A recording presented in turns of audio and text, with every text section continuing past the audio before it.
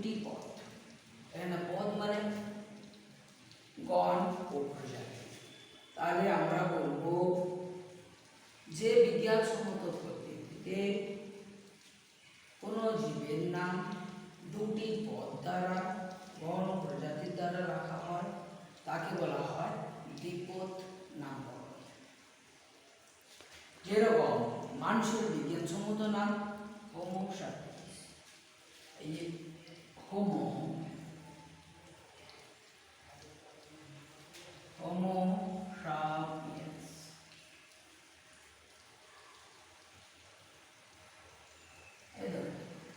Sapiens, এটা হচ্ছে গণ এবং এই দ্বিতীয় পদ হচ্ছে প্রজাতি।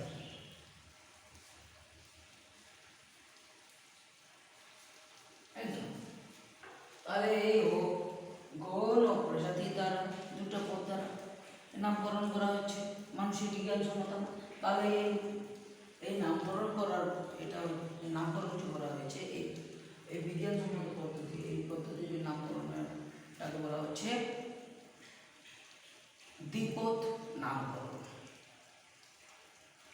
এর দ্বিপদ নামকরণ করার প্রধান কারণ হচ্ছে কোনো একটা জীবকে বিভিন্ন জায়গায় বিভিন্ন দেশে বিভিন্ন নামে ডাকা হয়। যেরকম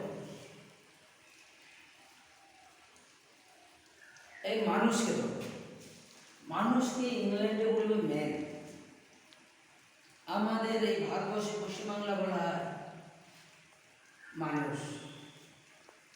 আবার হিন্দিতে একে বলা হয়, হিন্দিতে মানুষকে বলা হয় আদমি। সেই রকম ইংল্যান্ডে বাঘকে বলা হয় টাইগার। আবার পশ্চিমবাংলা, ভারতবর্ষে পশ্চিমবাংলা এবং বাংলাদেশে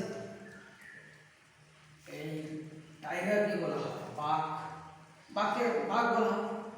আবার যেসব এরিয়ায় উর্দু আছে, যেসব দেশে উর্দু ভাষা কথা বলে মানুষ, সেসব দেশে বাঘকে শের বলা হয়।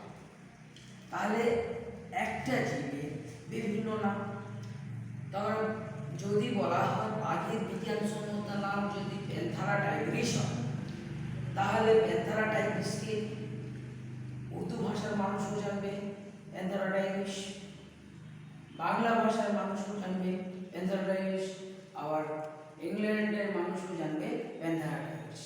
তাই বিজ্ঞানসম্মত উপায়ে নাম যখন করা হয় কোনো জীবের, তখন সেই জীবের মানে নির্দিষ্ট জীবকে বোঝানো হয়।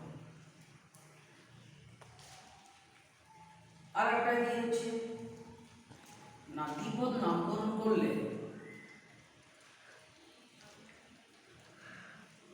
কোনো জীবের উৎপত্তি বা আদি বাসস্থান কোথায় সেটা বোঝা যায়।